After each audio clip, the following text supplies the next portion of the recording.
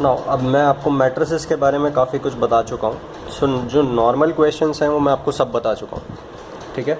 सो अब मैं वो चीज़ें बताने जाऊँगा जिसमें बहुत ज़्यादा कन्फ्यूज़न होता है। For example linearly dependent, linear independence, फिर उसके बाद क्या कहते हैं, लीनियरली इंडिपेंडेंट आइगन वेक्टर्स, ठीक है। इस तरह से जो काफ़ी चीज़ें होती हैं। फिर उसके बाद हो गया आपका एक होता है सब स्पेस, और ये सब होती हैं चीज़ें। और आपका आएगा फिर कुछ चीज़ें रैंक के बारे में बताऊंगा, कुछ नलिटी के बारे में बताऊंगा, नलिटी एक्चुअली में होता क्या है, ठीक है। सो ये सब चीज़ें हैं जो मैं आपको बताऊंगा। फिर उसके बाद कुछ चीज़ें ऐसी हैं eigen values and eigen vectors के केस में जो आपको समझनी होंगी बहुत इंपॉर्टेंटली। जो अभी तक मैंने eigen vectors and eigen values के ऊपर क्वेश्चन करवाए हैं उसमें मैंने कुछ इम्पॉर्टेंट आस्पेक्ट्स नेगलेक्ट कर दिए हैं, जो मैं अभी इस बार इस टॉपिक, इस लेक्चर एंड इससे आगे जो लेक्चर्स होंगे उसमें बताऊंगा, ठीक है। सो ध्यान रखना, जो भी मैं अभी जो प्रॉब्लम्स लूँगा, अगर सपोज़ मैं कोई eigen values and eigen vector से रिलेटेड जो प्रॉब्लम ले रहा हूँ, तो सपोज़ मैं कोई ए मैट्रिक्स अगर लेता हूँ तो उसकी जो आइगन वैल्यूज़ होंगी, एक आप अलग से बनाना, नोट्स बना लेना, ठीक है। इन दी एंड मैं आपको कुछ बताऊंगा, ठीक है। तो आपको करना क्या है, जो भी मैं मैट्रिक्स लूँगा उसकी जो भी आइगन वैल्यूज़ जो भी मैं निकालूँगा वो एक साइड में लिख देना। मैट्रिक्स लिखना है, उसकी आइगन वैल्यूज़ लिखनी है, और उन आइगन वैल्यूज़ के करस्पॉन्डिंग आपको आइगन वेक्टर लिखना है, ठीक है। बस आपको कुछ नहीं लिखना है। ये डाटा, सारे क्वेश्चंस में से ये डाटा उठा के आपको एक शॉर्ट नोट्स बना के लिखना है। उसके बाद मैं आपको कुछ इंपॉर्टेंट पॉइंट्स हैं वो वहीं पे बता दूंगा, ठीक है। सो ये चीज़ आपको करके रखनी है। जो भी क्वेश्चन मैं लूँगा उसका आपको मैट्रिक्स, साथ में आइगन वैल्यूज़ क्या क्या निकली थी, और साथ साथ आइगन वेक्टर्स अगर निकाले थे तो, ठीक है। ये आपको डेटा एक साइड में बना के रखना है शॉर्ट में। उसके बाद मैं आपको बहुत ज़्यादा इंपॉर्टेंट चीज़ें बताऊँगा, ठीक है। सो अभी मैं फिर से eigen values and eigen vectors की बात करूँगा, बट उससे पहले मैं आपको एक चीज़ रिकॉल करवाना चाहता हूँ, और वो है आपका होमोजीनियस सिस्टम, ठीक है। So a matrix into a column vector Ax is equals to 0, this is called homogeneous system. यहाँ 0 है इसलिए होमोजीनियस सिस्टम है, ठीक है। तो यहाँ जो ऑगमेंटेड मैट्रिक्स बनेगा, A matrix dot dot dot आपका 0 0 0 आएगा, ठीक है। So rank of A is equals to rank of A augmented 0 matrix, ठीक है। सो यहाँ ऑगमेंटेड मैट्रिक्स का कोई मतलब नहीं है, ठीक है। सो आपने इस केस में देखा था कि दो तरह की होते थे इसमें सॉल्यूशन। एक होता है आपका ट्रिवियल सॉल्यूशन और एक होता है आपका नॉन ट्रिवियल सॉल्यूशन, ठीक है। Trivial solution means, trivial means 0, ठीक है, and non trivial means non zero, ठीक है। तो कोई भी होमोजीनियस सिस्टम है, कोई भी होमोजीनियस सिस्टम है, उसका ज़ीरो सॉल्यूशन एग्जिस्ट करेगा। फॉर एग्जांपल मैं बिल्कुल दो वेरिएबल का सिस्टम ले लेता हूँ, 2x1 plus 2x2 is equals to 0 and 3x1 plus 5x2 is equals to 0, ठीक है। ये साइमल्टेनियस इक्वेशन है, फर्स्ट इक्वेशन सेकंड इक्वेशन, ठीक है। नाउ सॉल्यूशन, ये क्या है, system of linear equation. Solution क्या होगा, solution means x1 and x2 की वो वैल्यूज़ जो इन दोनों इक्वेशन को एक साथ सेटिस्फाई करेंगी, ठीक है। तो x1 is equals to x2 is equals to 0, आप इस इक्वेशन में भी डालना, 0 रखा 0 रखा 0 ही आएगा, 0 रखा 0 रखा 0 ही आएगा, ठीक है। सो ये होता है ट्रिवियल सॉल्यूशन, और ये किसी भी होमोजीनियस सिस्टम को सेटिस्फाई करेगा। सो ये जो है, ये सॉल्यूशन जो है वो इसको सेटिस्फाई करेगा। So this solution always exist, ठीक है। नाउ अब बेसिकली दो कंडीशन क्यों बनी, दो कंडीशन इसलिए बनी बिकॉज एक कंडीशन ऐसी होगी जिसमें only zero solution, that means only trivial solution exist करेगा, और वो कंडीशन क्या है, that rank of A must be equal to number of variables.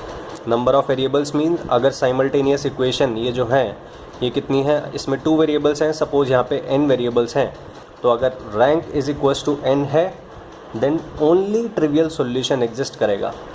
If rank of a is less than n then trivial तो exist करेगा ही करेगा, साथ साथ नॉन ज़ीरो सोल्यूशन भी एग्जिस्ट करेंगे, ठीक है। So rank of A must be less than number of variables. So ये चीज़ आपको याद रखनी है, ठीक है। नाउ अब मैं आपको कुछ बताऊंगा, वो क्या है। सपोज़ एक आपका ए मैट्रिक्स है n by n, that means ये स्क्वायर मैट्रिक्स है, ठीक है। सो स्क्वायर मैट्रिक्स है तो ये सिंगुलर भी हो सकता है, नॉन सिंगुलर भी हो सकता है, ठीक है। डिटर्मिनेंट ज़ीरो है तो सिंगुलर है, नॉन ज़ीरो है तो नॉन सिंगुलर है, ठीक है। नाउ सिंगुलर है that means rank not equals to zero, that means the highest order minor is 0, that means rank is not equal to n, that means n means ये n cross n का है। So rank full नहीं हो सकता। अगर rank full होगा, rank तभी full होता है जब डिटर्मिनेंट नॉन ज़ीरो होता है। So in this case rank is equals to full rank होगा ये, ठीक है। सो अगर रैंक n के बराबर नहीं है देन n से कम होगा, because rank cannot be greater than the order, ठीक है। now so this implies this and this also implies this, दोनों तरह से ट्रू है। अगर रैंक लेस देन n है then determinant must be zero, ठीक है। now अब उसके बाद मैं क्या लेता हूँ, consider a system homogeneous system of linear equation, और वो सिस्टम मैं किस तरह से लेता हूँ, A X is equals to lambda X, ठीक है। अभी ये लैम्डा और एक्स को eigen vector and eigen values के टर्म्स में मत सोचना। अभी ये सोचना कि ये एक मैट्रिक्स का मल्टीप्लिकेशन इस साइड हो रहा है एंड एक मैट्रिक्स इस साइड है, ये एक मैट्रिक्स इक्वेशन है, ये आपको सोचना है। अब ये होमोजीनियस सिस्टम किस तरह से है, इधर तो ज़ीरो नहीं आ रहा, ये इस तरह से होमोजीनियस सिस्टम है, x is equals to zero, ठीक है। नाउ अब ये जो है इसको मैं एक b लिख देता हूँ, ठीक है। सो मैं साइड में लिख देता हूँ that a minus lambda I को मैंने b मैट्रिक्स मान लिया, ठीक है। So B X is equals to zero. अब तो आपको दिख रहा होगा ना homogeneous system of linear equation, ठीक है। So this is homogeneous system of linear equation. ये जो लैम्डा यहाँ पे होगा, ये लैम्डा जो है दैट इज़ अ स्केलर, ठीक है, and I is n by n matrix, क्योंकि a जो है वो भी आपका n बाई n मैट्रिक्स है, ठीक है। नाउ अब ये जो है इसका ट्रिवियल सॉल्यूशन भी हो सकता है, ठीक है, और इसका नॉन ट्रिवियल सॉल्यूशन भी हो सकता है। नॉन ट्रिवियल सॉल्यूशन कब होगा, जब rank is equals to n होगा, that means determinant of b is not equals to zero, ठीक है। सो ओनली ट्रिवियल सॉल्यूशन कब एग्जिस्ट करेगा, जब ये जो b है that means determinant of a minus lambda I, b यही तो है, इसका डिटर्मिनेंट नॉन ज़ीरो होगा, then only trivial solution exist करेगा, ठीक है। बट मैं नॉन ट्रिवियल सॉल्यूशन में इंटरेस्टेड हूँ। क्यों इंटरेस्टेड हूँ ये अभी बाद में सोचेंगे। Non trivial solution means rank must be less than n। किसका रैंक, b का रैंक। किसका rank, a minus lambda I का रैंक, ठीक है। So that means b must be singular. किस कंसेप्ट से, इस कंसेप्ट से, ठीक है। It implies a minus lambda I is equals to zero and this will give you eigen values, ठीक है। सो अब मैं आपको eigen value and eigen vector की प्रॉपर डेफिनेशन देता हूँ, ठीक है। द वैल्यूज़ ऑफ लैम्डा, ये जो इक्वेशन है, ये जो इक्वेशन है, इसमें ये इक्वेशन को लैम्डा की ये इक्वेशन में देखो आप, the value of lambda for which this homogeneous system, the value of lambda for which this homogeneous system, ये होमोजीनियस सिस्टम ही है, ठीक है। For which this homogeneous system has non trivial solution. Non trivial solution, non trivial solution means ये जो x निकल के आएगा वो नॉन ज़ीरो होना चाहिए, ठीक है।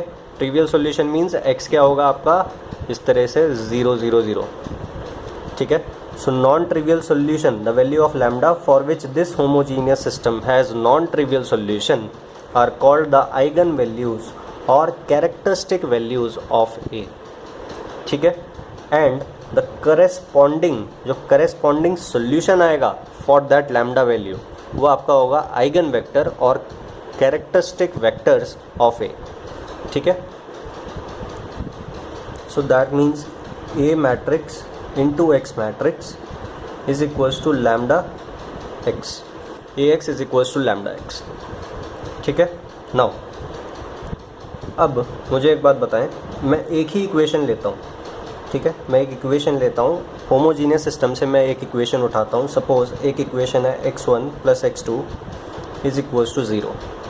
ठीक है, मैं एक खुद से एज्यूम कर लेता हूँ बाकी इक्वेशन एंड इस इक्वेशन के साथ जो सोल्यूशन आया। ठीक है, मैं होमोजीनियस सिस्टम से एक इक्वेशन उठा रहा हूँ और टोटल जो होमोजीनियस सिस्टम है उसका जो सोल्यूशन आया दैट इज़ 1, -1। ठीक है, this is one of the solution. Now अगर ये 1 एंड -1 इसको सेटिस्फाई करेगा, ठीक है, 1 एंड -1 0 के बराबर होगा दोनों का सम। ठीक है, तो सेटिस्फाई कर रहा है इस इक्वेशन को और बाकी को भी कर रहा होगा। ठीक है ना, अब मुझे ये बताओ कि अगर ये 1 -1 सोल्यूशन है तो क्या इसका 2 टाइम्स दैट मीन्स 2, -2 सोल्यूशन होगा? नहीं होगा, डेफिनेटली होगा, और अदर इक्वेशंस को भी सेटिस्फाई करेगा as long as homogeneous system है। ठीक है, नॉन होमोजीनियस सिस्टम में ऐसा नहीं होगा। सो अगर 1, -1 कर रहा है तो 2, -2 भी करेगा।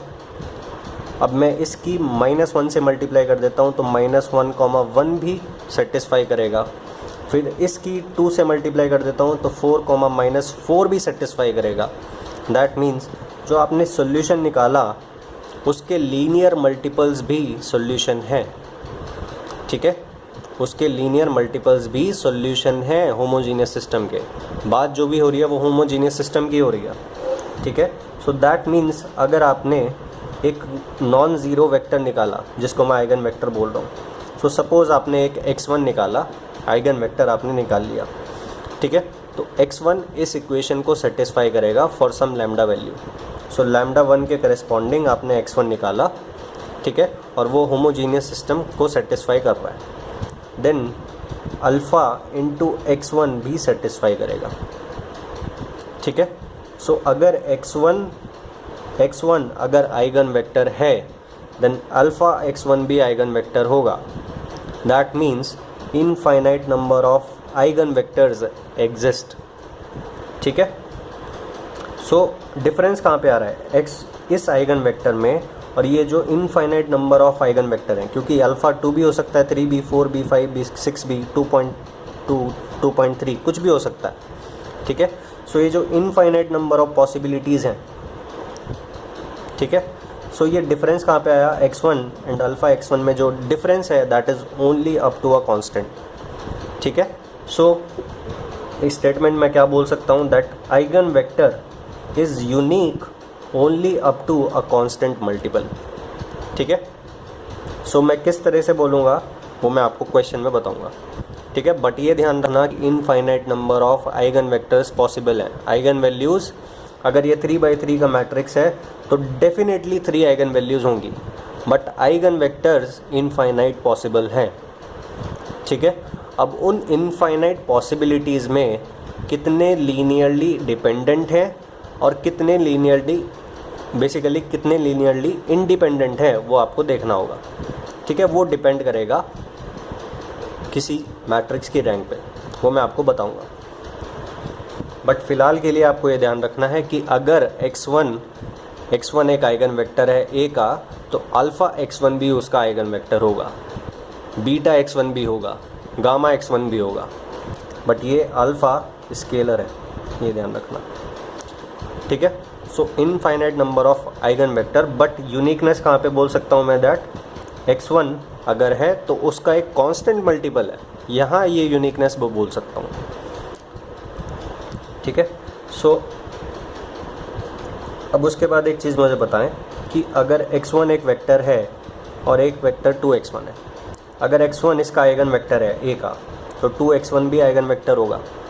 बट इन दोनों वेक्टर्स को आप देखो दैट x1 का ट्वाइस करा तो 2x1 आया। ठीक है, सपोज़ मैं इसको y बोलता हूँ, so that means x1 and y are linearly dependent. क्यों? बिकॉज ये x1 है और ये इसका 2 टाइम्स है, 2 टाइम्स है, दैट मीन्स लीनियर कॉम्बिनेशन है। 2 से मल्टीप्लाई हुआ इसमें तो y आया, that means x and y are linearly related by this 2। ठीक है, सो दैट मीन्स ये लीनियरली क्या है? डिपेंडेंट है। सो अगर कोई x1 है और उसका जो मल्टीपल होगा अल्फ़ा x1, तो वो क्या होंगे? ये दोनों जो होंगे वो लीनियरली डिपेंडेंट होंगे वेक्टर्स। ठीक है, बट हम इंटरेस्टेड किस में होते हैं? हम हमेशा लीनियरली इंडिपेंडेंट आइगन वेक्टर्स में इंटरेस्टेड होते हैं। और वो कैसे देखा जाता है वो मैं आपको डायरेक्टली क्वेश्चंस में बताऊंगा। ठीक है, बट ये ध्यान रखना कि अगर x1 है और अल्फ़ा x1 है, ये अलग वेक्टर है, ये अलग वेक्टर है, दोनों क्या हैं? लीनियरली डिपेंडेंट हैं because of this alpha. x1 में अल्फ़ा का मल्टीप्लाई हुआ तो ये नया वेक्टर आया, that means this vector and this vector are linearly dependent, दोनों एक दूसरे पे डिपेंडेंट हैं बाय दिस अल्फ़ा। ठीक है, नाउ सो मैंने आपको आइगन वैल्यू बता दिया। ठीक है, आइगन वेक्टर्स बता दिया क्या होता है। ध्यान रखना, आइगन वेक्टर कभी भी इस तरह से नहीं हो सकता कि 2×2 मैट्रिक्स का आइगन वेक्टर आप 0 0 बोल दें, बिकॉज आइगन वेक्टर की डेफिनेशन में ही इंक्लूड है दैट नॉन ज़ीरो वेक्टर को ही आइगन वेक्टर बोल सकते हो। ठीक है, नाउ सो आपने क्या देखा? That a minus lambda i is equals to 0, जो मैं आपको ऑलरेडी बता चुका हूँ। यहाँ से आप आइगन वैल्यूज़ निकालते हो, और वो क्यों निकालते हो वो मैं आपको प्रूफ कर चुका हूँ किस तरह से। वो ax इज इक्वल्स टू 0 वाला concept, rank is less than n and determinant b is equals to 0, that means determinant a minus lambda i is equals to 0। यहाँ से आपको लैम्डा वैल्यूज़ जो मिलेंगे दैट आर आइगन वैल्यूज़। ठीक है, सो ये जो है इसको कैरेक्टरिस्टिक इक्वेशन बोलते हैं। ध्यान रखना, इक्वेशन और पॉलिनोमियल में क्या अंतर होता है? इक्वेशन में 2 साइड्स रिक्वायर्ड होती है, LHS RHS। सो यहाँ जहाँ भी इक्वलिटी आएगा तो 2 साइड बन जाएंगे, एक LHS होगा और एक RHS होगा। सो इक्वल जहाँ आएगा वहाँ इक्वेशन बोला जाता है। बट ये जो अगर मैं अलग से लिखूँगा this a minus lambda i, ठीक है, नाउ ये जो होगा ये लैम्डा में इक्वेशन होगा। ठीक है, ये एक लैम्डा का पॉलिनोमियल होगा। ठीक है, this is a function of lambda, polynomial होगा। ठीक है, एंड जो लैम्डा की मैक्सिमम पावर होगी वो n होगी, और कब? अगर n क्रॉस n का मैट्रिक्स है। ठीक है, so this is a polynomial in lambda having degree n। ठीक है, नाउ अब मैं कुछ टर्म्स आपको बताता हूँ। लैम्डा को eigen values, characteristic roots, latent roots, काफ़ी चीज़ें हैं जो बोली जाती है। आइगन वैल्यूज़, कैरेक्टरिस्टिक रूट्स, ठीक है, रूट्स ऑफ कैरेक्टरिस्टिक इक्वेशन, इसलिए कैरेक्टरिस्टिक रूट्स भी बोला जाता है। ठीक है, नाउ अब ये जो लैम्डा, सपोज लैम्डा 1 2 3 आया, अब ये जो सेट होगा, ये 1 2 3 का जो सेट है उसको बोला जाता है स्पेक्ट्रम ऑफ ए। ठीक है, so the set of eigen values is called spectrum of A. ठीक है, सो ये टर्म आ सकती है, वैसे पूछी नहीं गई है कभी, ऐसे बोल सकता है what is the spectrum of A. So समझ जाना कि स्पेक्ट्रम से मतलब कि वो ऑल द आइगन वैल्यूज़ आपसे निकालने को बोल रहा है। ठीक है, फिर उसके बाद हो सकता है कि वो आपसे ये ना बोले that find the largest eigen value, हो सकता है वो आपसे बोले find the spectral radius of A. और स्पेक्ट्रल रेडियस जो होता है वो डेफिनेशन ये है that largest eigen value is called spectral radius of A. So ये जो 3 होगा ये आंसर होगा। ठीक है, सो स्पेक्ट्रल रेडियस एक टर्म है जिसको ध्यान रखना, लार्जेस्ट आइगन वैल्यू। ठीक है, फिर trace is equals to sum of diagonal elements होता है, फिर determinant is equals to product of eigen values होता है। ठीक है, नाउ अब एक चीज़ बताएं, that determinant is equals to 0 है, then that means product of lambda value 0 है। ठीक है, नाउ अगर प्रोडक्ट ऑफ लैम्डा वैल्यू 0 है देन एटलीस्ट एक आइगन वैल्यू तो 0 होगा ना। ठीक है, सो ध्यान रखना, if a matrix is singular then at least एक वैल्यू तो 0 होगा आइगन वैल्यू। एक से ज़्यादा भी हो सकता है बट एक तो गारंटी है होगा। ठीक है। नाउ एक और चीज़, अगर किसी मैट्रिक्स की एक आइगन वैल्यू 0 है, then that means product of eigenvalue is 0, that means determinant is equals to 0. So that means if one of the eigenvalue is 0, then that matrix is singular. ठीक है। now उसके बाद suppose मैं आपको कुछ बताऊंगा, ये एक डिटर्मिनेंट आपको निकालना है, ठीक है।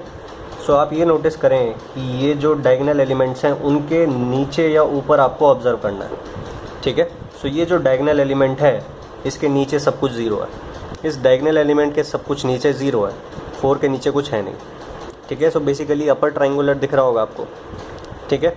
सो ये ए मैट्रिक्स है, तो ए माइनस लैम्डा आई क्या होगा, 2 minus lambda, 3 minus lambda, 4 minus lambda, ठीक है।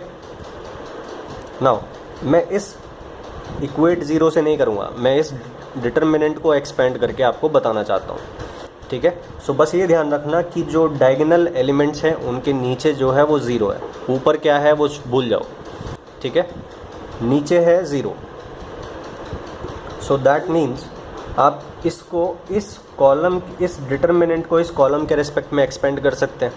मैंने आपको बताया था ऑलरेडी दैट डिटर्मिनेंट को किसी भी रो एंड किसी भी कॉलम के रेस्पेक्ट में आप एक्सपेंड कर सकते हैं, प्रोवाइडेड आपको ये पता हो कि साइन किस तरह से होता है। फॉर एग्जांपल आप फर्स्ट रो के करस्पॉन्डिंग जब एक्सपेंड करते हैं तो मिडल वाले के लिए आप माइनस साइन लेते हैं, ठीक है। फिर बीच वाले के लिए माइनस प्लस माइनस, फिर ये प्लस माइनस प्लस, इस तरह से होता है, ठीक है। सो मैं इस कॉलम के करस्पॉन्डिंग एक्सपेंड करूँगा, क्यों, बिकॉज ये जो सेकेंड एंड थर्ड एलिमेंट है उसके करस्पॉन्डिंग कोई फैक्टर ही नहीं आएगा, ठीक है। नाउ अगर मैं फर्स्ट रो के करस्पॉन्डिंग करता हूँ, देन पहले इस एलिमेंट के लिए लिखूँगा, फिर ये नॉन ज़ीरो एलिमेंट है, फिर इसके लिए रो एंड कॉलम ओमिट करूँगा, फिर लिखूँगा, फिर इसके लिए लिखूँगा, फिर रो एंड कॉलम ओमिट करूँगा, फिर लिखूँगा, ठीक है। सो वो लंबा हो जाएगा और उसका कुछ बेनिफिट नहीं है, बिकॉज आपको यहाँ दिख रहा है कि ये सेकेंड एंड थर्ड एलिमेंट 0 है, तो आपको एक ही फैक्टर लिखना पड़ेगा। किस तरह से, दैट 2 माइनस लैम्डा आपने लिखा, ठीक है। सो इस रो एंड इस कॉलम को आपने ओमिट कर दिया, तो जो बचेगा that is 3 minus lambda 1 0 and 4 minus lambda, ठीक है। नाउ अब इसको किस तरह से लिख सकते हैं, 2 माइनस लैम्डा, ठीक है। अब क्योंकि ये 0 है तो प्लस 0 इंटू समथिंग आएगा, तो 0 इंटू समथिंग 0 होगा, प्लस ये बीच वाला है तो माइनस आएगा, plus 0 into something, 0 into something है तो 0 आएगा, ठीक है। नाउ अब मैं इसको एक्सपेंड करूँगा, तो मैं ये फर्स्ट एलिमेंट लेता हूँ, फिर से इस कॉलम के रेस्पेक्ट में एक्सपेंड करूँगा। सो दैट मीन्स 3 माइनस लैम्डा, इस रो एंड इस कॉलम को ओमिट करा तो क्या आएगा, 4 माइनस लैम्डा आएगा, ठीक है। फिर उसके बाद ये आप इस तरह से लिख लें ब्रैकेट, ये 2 minus lambda as it is, अब इसको एक्सपेंड कर रहे हैं, ठीक है। अब ये जो सेकंड एलिमेंट है वो 0 है, तो प्लस 0। सो ये इस तरह से डायरेक्टली एक्सपेंड हो गया। अदरवाइज़ आप फर्स्ट रो के करस्पॉन्डिंग अगर एक्सपेंड करते तो ये 0 की जगह आपको 1 के करस्पॉन्डिंग कुछ लिखना होता, ठीक है। बट यहाँ डायरेक्टली आपको 0 इंटू समथिंग 0 दिख रहा है, ठीक है। सो कॉलम के करस्पॉन्डिंग कर रहे हैं तो 0 इंटू समथिंग दिख रहा है, ठीक है। इस समथिंग को आपको कैलकुलेट नहीं करना पड़ा, बट अगर आप रो के करस्पॉन्डिंग करते देन माइनस 1 इंटू समथिंग, और वो जो समथिंग आप कैलकुलेट करते वो 0 आता डेफिनेटली, चाहे आप करके देख लेना, ठीक है। या फिर इन दोनों का सम जो है वो 0 आता। सो आपने देखा दैट जब भी ये जो डायगोनल एलिमेंट है उसके नीचे कुछ नहीं आ रहा तो वो डायरेक्टली मल्टीप्लाई होके आ गया, ठीक है। इस डायगोनल एलिमेंट के नीचे कुछ भी नहीं है तो आपने 2 minus lambda as it is ले लिया, फिर इसके नीचे भी कुछ नहीं है तो ये भी मल्टीप्लाई में आ गया, इसके नीचे भी कुछ नहीं है तो ये भी मल्टीप्लाई में आ गया, ठीक है। नाउ अब मैं इस उसमें क्या चेंज करता हूँ, सो ये अब इक्वल टू 0 पुट कर दो। सो मैंने ये क्या लिया था, a माइनस लैम्डा आई, ठीक है। ये क्या है, अपर ट्रायंगुलर मैट्रिक्स है, ठीक है। अपर ट्रायंगुलर क्यों, बिकॉज लोअर वाले सारे 0 हैं, तो अपर ट्रायंगुलर मैट्रिक्स हुआ। तो तो जो डायगोनल एलिमेंट्स हैं 2, 3 एंड 4 वो ही आइगन वैल्यूज़ हुए। ठीक है, सो ये एक प्रॉपर्टी है। ऐसे ही अगर ये 1, 1, 1, अगर ये मैं यहाँ 0 ले लूँ और ये 1, 1, 1 जो यहाँ एंट्रीज़ हैं वो मैं यहाँ लिख दूँ 1, 1 एंड 1। अब इस कॉलम के रेस्पेक्ट में आप इस रो के रेस्पेक्ट में आप एक्सपेंड करना। क्यों? बिकॉज इस रो में 2 एलिमेंट 0 हैं तो आपको शॉर्ट पड़ेगा। ठीक है, सो अब भी वही आंसर आएगा। सो नाउ अब देखें, मैं आपको डायरेक्टली लिख के बताऊंगा। पहले आपको एक्सपेंड करके बताता हूँ। सो मैं इस कॉलम के रेस्पेक्ट में एक्सपेंड करूँगा। सो मैं ये ए मैट्रिक्स है तो a माइनस लैम्डा आई क्या होगा, ये होगा। ठीक है, सो सबसे पहले 2 माइनस लैम्डा वाला फैक्टर आएगा। सो इस रो एंड इस कॉलम को ओमिट करेंगे तो ये आएगा 3 minus lambda 1, 4 and 4 minus lambda. ठीक है, प्लस समथिंग और आएगा, पर क्योंकि ये 0 है तो वो समथिंग जो है वो 0 होगा। ठीक है, नाउ अब इसको एक्सपेंड करना है। अब चेंज ऑब्जर्व करना, 3 माइनस लैम्डा। ठीक है, 3 माइनस लैम्डा, ये जो 3 माइनस लैम्डा है ये रो इन ये कॉलम ओमिट करोगे तो क्या बचेगा 4 माइनस लैम्डा, प्लस इस 4 के करस्पॉन्डिंग भी आप लिखना होगा। ठीक है, तो यहाँ पे यहाँ 0 है, यहाँ 4 है। यहाँ 0 है इसलिए 0 इंटू समथिंग 0 आया, बट यहाँ 4 है इसलिए 4 के करस्पॉन्डिंग कुछ और आएगा। और वो क्या होगा, इस रो एंड इस कॉलम को, इस 4 के करस्पॉन्डिंग इस कॉलम एंड इस रो को ओमिट करोगे तो 4 इंटू 1 आएगा। ठीक है, नाउ अब इज इक्वल्स टू 0 तो ये a minus lambda A is equals to 0 बन जाएगा। ठीक है, नाउ अब आप एक चीज़ नोटिस करें, यहाँ था आपका 3 minus lambda is equals to 0। ये 2 इक्वेशन आपकी हैं। नाउ यहाँ 4 की जगह 0 था तो ये अगर ये 4 है तो ये अपर ट्रायंगुलर मैट्रिक्स नहीं है। इस केस में यहाँ 4 की जगह 0 था ना, यहाँ 0 था, यहाँ 4 है।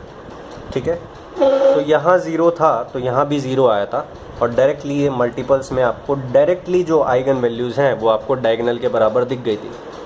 ठीक है, बट यहाँ ये जो इस एलिमेंट के नीचे ये जो 4 आया, ठीक है, उसकी वजह से ये एक एक्स्ट्रा फैक्टर आ गया। अगर ये 4 ना होता तो यही आइगन वैल्यूज़ हो जाती। ठीक है, 4 ना होता डैट मीन्स यहाँ 0 होता। 4 है तो ये 2, 3 एंड 4 आइगन वैल्यूज़ नहीं है। ठीक है, सो 2, 3 एंड 4 आइगन वैल्यूज़ नहीं है। नाउ अब मैं आपको कुछ चीज़ें बताऊंगा डायरेक्टली एक बड़ा सा मैट्रिक्स एक्सपेंड करने के लिए। सो सपोज़ यहाँ 5 है, यहाँ 0 है, यहाँ 0 है, यहाँ 5 है, 5 के नीचे सब 0 है। सपोज़ यहाँ 4 है, 5 नहीं 4 है। ठीक है, 4, अब 4 के नीचे भी सब कुछ 0 है। नाउ अब इसके राइट में सपोज़ आप 1, 2 ले लेते हैं। ठीक है, 3, 4, फिर उसके बाद 1, 0, 0 एंड 1। ठीक है, आपने इस तरह से ले लिया। नाउ अब आप देखें डायगोनल एलिमेंट्स को आप नोटिस करें। इस 5 के नीचे सब कुछ 0 है।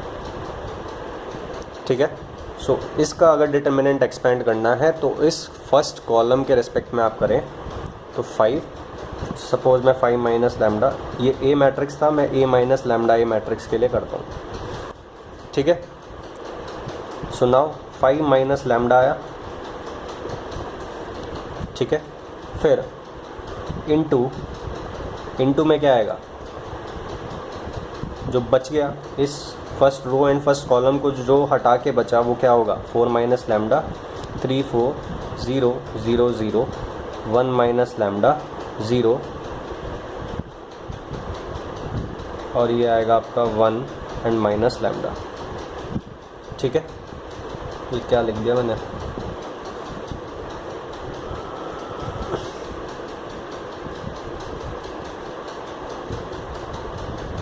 0 0 1 और ये आपका है 0 और ये भी आपने लिया 0। तो सपोज़ ये 1 है, ये 1 लिया था ना मैंने, ठीक है। तो ये 0 माइनस लैम्डा हो गया नाउ, ठीक है। नाउ अब ये 5 माइनस लैम्डा अलग से लिखा हुआ है, क्यों लिखा हुआ है? बिकॉज इसके नीचे 0 है प्लस एडिशनल में कुछ नहीं है, ठीक है। नाउ ये 4 माइनस लैम्डा भी एग्जैक्टली बाहर आ जाएगा। अब इस कॉलम के रेस्पेक्ट में आप लिखेंगे 5 minus lambda into 4 minus lambda, ठीक है, इंटू डिटर्मिनेंट जो बच जाएगा दैट इज़ ये, ठीक है। सो ये एज इट इज़ यहाँ पे आ जाएगा प्लस 0 प्लस 0, ठीक है। सो ये फैक्टर भी मल्टीप्लाई में आ गया, ठीक है। सो 5 minus lambda 4 minus lambda into 1 minus lambda 0 1 and lambda. अब इसको एक्सपेंड करना होगा, ठीक है। नाउ इसको जब एक्सपेंड करोगे तो इस रो के रेस्पेक्ट में एक्सपेंड करना, क्यों? बिकॉज ये एलिमेंट 0 है। तो आप क्या नोटिस कर रहे हो? डायरेक्टली आप ये नोटिस करना कि इसका डायरेक्टली मैं किस तरह से लिख सकता हूँ डिटर्मिनेंट। 5 माइनस लैम्डा के नीचे कुछ भी नहीं है, ठीक है, नीचे कुछ भी नहीं है, तो 5 minus lambda as it is आ जाएगा, ठीक है। फिर 4 माइनस लैम्डा भी एज इट इज़ आ जाएगा बिकॉज उसके नीचे भी कुछ नहीं है। तो अब मैं यहाँ पे पहुँच गया। अब उसके बाद जब मैं नेक्स्ट एलिमेंट पे गया तो उसके नीचे 1 है, ठीक है। सो दैट मीन्स यहाँ इस एलिमेंट पे रुक जाना है और इस एलिमेंट के रेस्पेक्ट में जो बचेगा, ये जो मैट्रिक्स बचेगा, ये आपको एग्जैक्टली लिख देना है, ठीक है। बस ये बात है। नाउ दिस इक्वल्स टू 0, यहाँ से आप आइगन वैल्यू निकाल लेंगे, ठीक है। नाउ सपोज़ आपका मैट्रिक्स अब नीचे में 0 नहीं है, अब इधर की साइड 0 होगा। दैट मीन्स ये अपर ट्रायंगुलर नहीं था, बट काफ़ी सारी एंट्रीज नीचे 0 थी, ठीक है। अब इस तरह से आप ले, अब मैं 5 माइनस लैम्डा वगैरह नहीं लूँगा, या 5 माइनस लैम्डा 4 माइनस लैम्डा, ठीक है, 1 माइनस लैम्डा और ये 0 माइनस लैम्डा, ठीक है। ना यहाँ कुछ भी लिख देता हूँ 1 2 3 4 5 6, ठीक है। बट यहाँ 0 0 0 ले लिया मैंने, यहाँ भी 0 0 ले लिया, बट अगर यहाँ 0 ले लूँगा तो ये लोअर ट्रायंगुलर हो जाएगा, बट यहाँ पे मैं क्या ले लेता हूँ 4 ले लेता हूँ सपोज़, ठीक है। सो इस रो के रेस्पेक्ट में एक्सपेंड करेंगे। डायरेक्टली किस तरह से लिखेंगे? 5 माइनस लैम्डा के इधर कुछ भी नहीं है तो 5 माइनस लैम्डा लिखा, फिर अगले एलिमेंट पे गए 4 माइनस लैम्डा लिखो, इधर कुछ नहीं है, ठीक है ना। अगले एलिमेंट पे गए तो इधर कुछ है, दैट मीन्स 4 माइनस लैम्डा वापस आ जाओ और ये जो डिटर्मिनेंट बचेगा 1 minus lambda and 4 6 and 0 minus lambda is equals to 0। ये डायरेक्टली आप ऐसे लिख सकते हैं, ठीक है। सो इस तरह से आप शॉर्ट ट्रिक्स अप्लाई कर सकते हैं। सो कुछ डिटर्मिनेंट मैं आपको एक्सपेंड करके बताता हूँ। सो सपोज़ यहाँ 5 5 5 5 है और बाकी सब कुछ 0 है,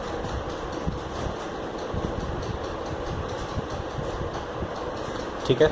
सो डायगोनल मैट्रिक्स का जो डिटर्मिनेंट होता है वो क्या होता है? Product of diagonal elements. So 5 into 5 into 5 into 5, ठीक है। सो ये हो जाएगा। नाउ अब मैं कुछ चेंज करता हूँ और वो चेंज क्या है? सपोज़ मैं यहाँ पे 4 लिख देता हूँ, ठीक है। सो अब किस तरह से होगा?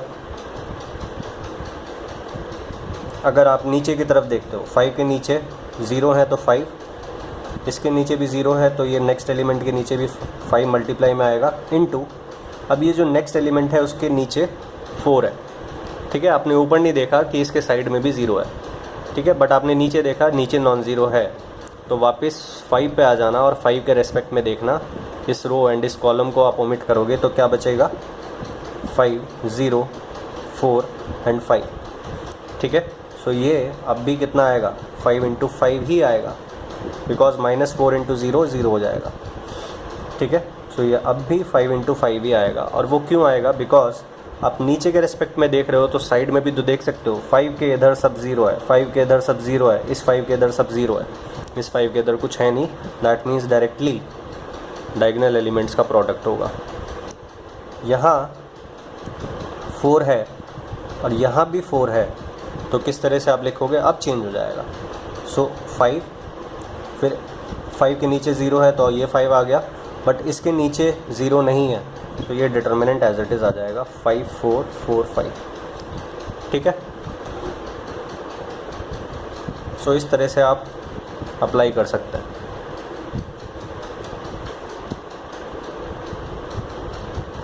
नाउ मैं आपको ये चीज़ फिर से ध्यान दिलवा देता हूँ। मैंने आपको एक क्वेश्चन भी करवाया था जिसमें इस तरह से था 5 0 5 0 और इसके नीचे ये सब 0 था, ये भी 0 था, ठीक है, और इसके इधर था 5 0 और यहाँ कुछ मैट्रिक्स था, सपोज़ 2 और 3, ठीक है, और उसके बाद यहाँ 1 और यहाँ सपोज़ 0 ले लो आप। ठीक है, नाउ मैंने आपको बताया था कि जो शॉर्ट ट्रिक है, बेसिकली ये एक ए मैट्रिक्स था, ठीक है, इसके करेस्पॉन्डिंग ABCD ऑप्शंस में आइगन वेक्टर्स दिए हुए थे, ठीक है, और आपको बताना था which one of the following is the eigen vector of A.